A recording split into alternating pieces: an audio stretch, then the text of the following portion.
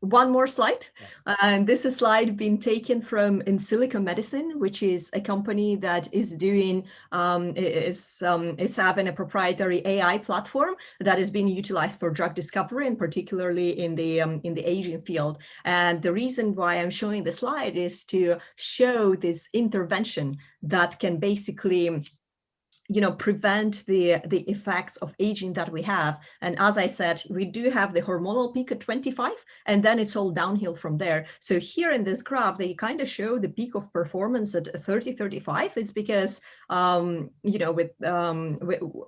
depends on what you're looking at, basically, because, cognitive performance is probably peaking later and so on.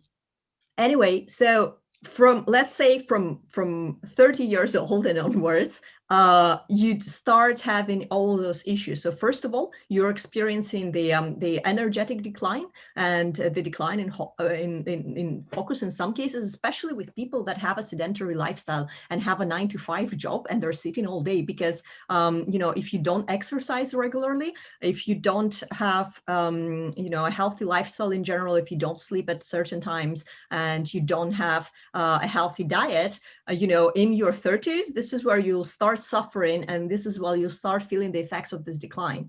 And of course, then after 30, you do have the start of those chronic diseases kicking in as well. As I said, maybe someone will develop, cardiovascular disease and blood pressure, triglycerides, cholesterol is going up, and so on. So what we want to do is we want to intervene in order for the body to be maintained at healthy levels. And so we wouldn't increase the possibility of having all of those nasty aging diseases later on. And this is where my presentation is about to end. So I hope that this was a comprehensive overview of why autophagy is so important and how it is related to NAD and what we can do in order to boost both NAD and autophagy in our bodies. Yeah, it's a brilliant presentation, actually. That's really cool.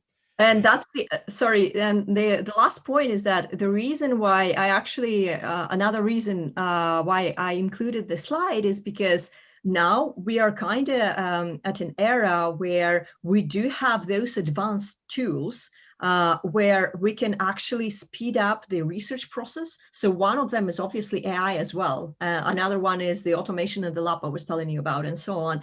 So now we have sophisticated tools we can utilize for drug discovery in general, but specifically for drug discovery in the aging field. And I think that in the next 5 to 10 years, we'll see amazing breakthroughs that will help this field a lot, and will basically have the so-called longevity escape velocity, where we need less than a year of research in order to add up another year to our lives. And I think this is very, very exciting, because this will basically be a game changer.